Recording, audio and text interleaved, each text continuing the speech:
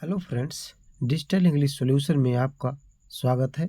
आज मैं अपने इस वीडियो में हिंदी के लगना शब्द का अंग्रेजी में अनुवाद बताने जा रहे हैं। हिंदी की एक ही क्रिया के लिए अंग्रेजी में कई क्रियाओं का प्रयोग होता है, अतः जब भी हम अनुवाद करते हैं तो हमें इस बात का ध्यान जरूर रखना चाहिए कि जो हम अनुवाद करने जा रहे हैं कहीं उसमें लगना शब्द तो नहीं आया है। अगर लगना शब्द आया है तो उसकी अंग्रेजी में अलग अलग मीनिंग होती है। उदाहरण में आप देख सकते हैं, उसे ठंडी लग गई है। तो लग गई है तो यहाँ लगना आया है, और लगना की अंग्रेजी में जब इसका अनुवाद किया गया तो सी हैज़ काट फायर, तो यहाँ काट लिखा गया है। अगले वाक्य में उसे गर्मी नहीं लगती है, तो यहाँ लगना शब्द जो है उसकी अंग्रेजी जब इसका अनुवाद करते हैं तो क्या लिखेंगे, he does not feel heat, तो यहाँ पर लगना की अंग्रेजी फील लिखी गई है। तो इस वाक्य में देखें, तुम्हें आज कैसा लग रहा है, तो यहाँ भी लगना शब्द आया है। तो इसका हिंदी में जब अनुवाद करेंगे तो लिखेंगे how are you feeling today, तो यहाँ पर लगना की अंग्रेजी फीलिंग लिखी जा रही है। अगले वाक्य में यह पोशाक तुझे अच्छा लगता है, तो यहाँ पर लगना शब्द यहाँ भी आया है। तो इसकी अंग्रेजी हम जब अनुवाद करेंगे तो लिखेंगे दिस ड्रेस सूट्स यू, तो दिस ड्रेस सूट्स यू, ये जो है सूट शब्द है इसका लगना की अंग्रेजी लिखी गई है। अगले वाक्य में यह आम मीठा लगता है, तो यहाँ मीठा लगता है तो लगना आया है।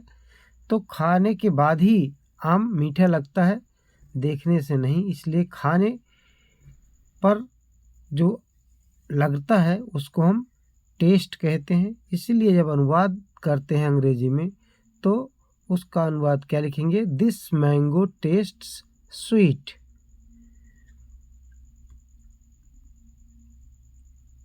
इस वाक्य में देखें, यह अमरूद खट्टा लगता है, तो यहाँ भी खट्टा लगना, खट्टा कब लगेगा, जब हम खाएंगे। तो खाने पर जो हमको लगना शब्द की अंग्रेजी होगी वो फील होती है, यानी हम केवल महसूस करते हैं उसको। तो इसलिए जो है यहाँ पर भी जब इसका अनुवाद करेंगे तो दिस गुआवा टेस्ट्स सावर। ऐसे ही अगला वाक्य है घास लग गई है, तो यहाँ पर घास के लगने का मतलब है कि घास जो है उसने कब लगेगी, जब वो जड़ पकड़ लेती है। इसीलिए जब अनुवाद करते हैं तो ग्रास हैज़ टेकन रूट, तो इसका अनुवाद हम लगना की टेकन के रूप में लिखते हैं। मेरा भाई, वह मेरा भाई लगता है, तो वह मेरा भाई लगता है नहीं, बल्कि वह मेरा भाई है। तो इसलिए यहाँ पर ही इज माई ब्रदर, तो यहाँ लगना की अलग से अंग्रेजी नहीं है, मतलब लगना का मतलब है से है। तो अगले वाक्य में उस घर में आग लग गई है, अर्थात वो घर जो है जल रहा है। तो यहाँ पर लगना की अंग्रेजी हम जो लिखेंगे तो लिखेंगे that house is on fire, यानी कि उस घर में आग लग गई है। तो इस वाक्य में देखें, इसमें कितना समय लगेगा, तो यहाँ पर लगेगा है, लगना शब्द यहाँ भी आया है। तो हम जब इसका अनुवाद करेंगे तो क्या लिखेंगे, अंग्रेजी का अनुवाद करते समय how much time will it take, यानी कि कितना समय और लेगा का, तो कितना समय लगेगा, तो इसलिए लगेगा कि अंग्रेजी यहाँ पर टेक लिखी गई है। इसमें तेरा क्या लगता है, इसमें तेरा क्या लगता है, तो यहाँ भी लगना शब्द आया है।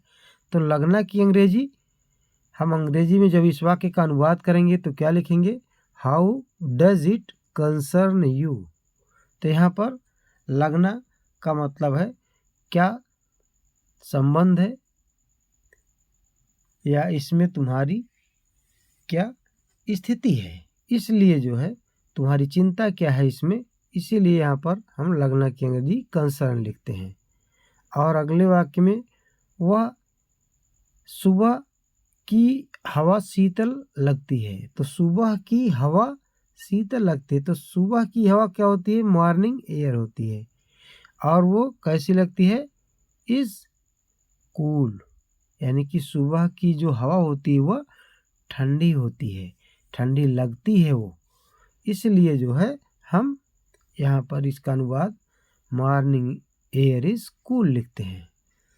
अब जब हम दूसरा वाक्य लें, वह अवसर उसे हाथ नहीं लगा, तो यहाँ भी लगा शब्द है, तो वह अवसर की अंग्रेजी दैट अपॉर्चुनिटी, हाथ न लगने का मतलब हाथ से निकल गया, तो उसका मतलब स्लिप्ड, कहाँ से, थ्रू हिज फिंगर्स।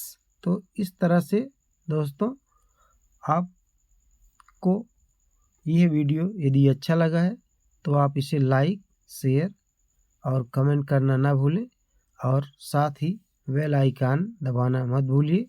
और इस प्रकार के और अनुवाद से संबंधित वीडियो में आपको